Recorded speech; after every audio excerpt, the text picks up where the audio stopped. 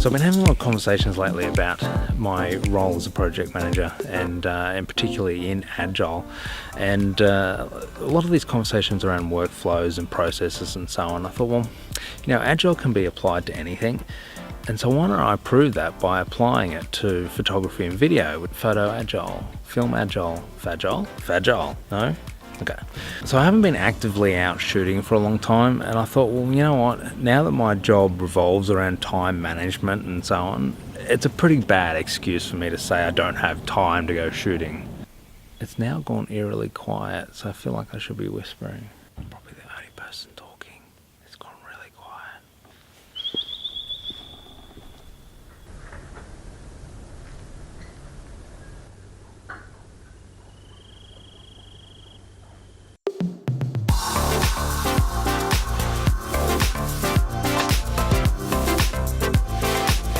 So photography, well, I've been a photographer since high school, which has been, well, let's just say it's been a while, but it's always been a passion. It's always been my side thing. It's always been my thing I do for the enjoyment of it. So I just want to make that point because I'm not necessarily a professional.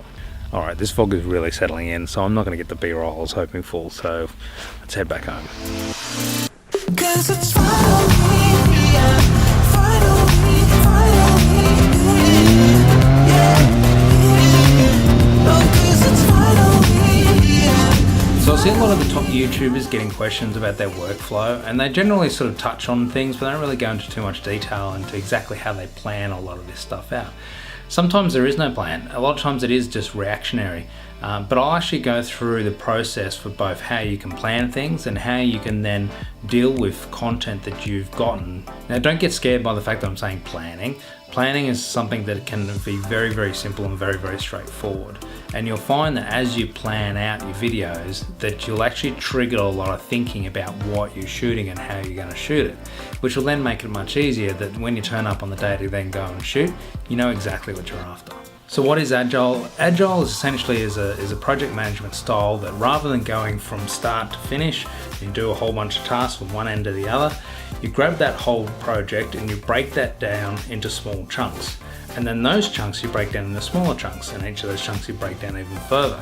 You break it down to a point where you then deliver your project based on sprints. Now, essentially it's all about getting it down into bite-sized chunks. Now, if you're like I am, you're doing this part-time, then you've only got small segments of time. So you've got to be able to break down your project and whatever it is that you're doing into chunks of time that will fit into your schedule. So in the next episode, I'll explain exactly how I broke down this episode. This behind me, in fact, is the breakdown of this particular episode.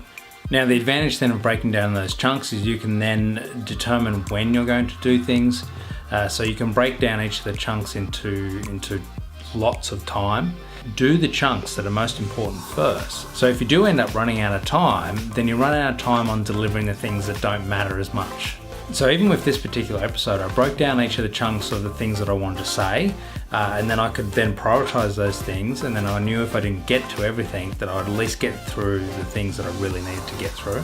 And then I broke down all the B-roll stuff and anything else that filled all in the rest of the gaps. It also meant that I can then schedule things based off those chunks. So in other words, if I wanted to get all my drone shots, I could do all that at once. And then if I ran out of time, then I knew I could come back and do the other shots later. So I broke down the shots also based off camera and location. So then, for example, I've got drone shots as well as shots that I've got on this camera. I can make sure I got these shots first, and then I prioritize the B-roll shots later.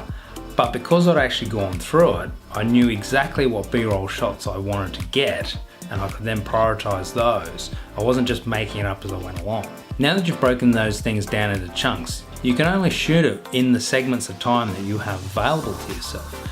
So in that case, you can then prioritize what you want to shoot and when you want to shoot it, and then book it in. Because you know what it's like, you have to book this stuff in, otherwise it won't happen. But I can then say, well, I need to grab these aerial shots. So then you can say, well, okay, well, on Friday afternoon, I'm going to grab those particular shots. And then on Thursday morning, I'm going to grab these particular shots. Now, your video, of course, doesn't have them all lined up like that. They're all mixed in amongst it. But once you've broken it out like this, and you can group all your B-roll shots together and go, well, here's all my drone shots I need to get. Here's all my GoPro shots I need to get. And these are all my A-roll shots I need to get. So then you can basically schedule in each of those chunks rather than trying to shoot them in a linear sense. So that's the idea. Let me know if you think that's interesting. Give us a like if you like to hear more. Drop in some comments about any suggestions, any particular scenarios you want to have a look at. And as I mentioned, I will put a link to a video up here, which I'll do next, around how I planned this particular video, which will obviously give you a bit clearer idea of what I'm talking about. But that's it. Thanks for dropping by. Now when I look back, it's like it's on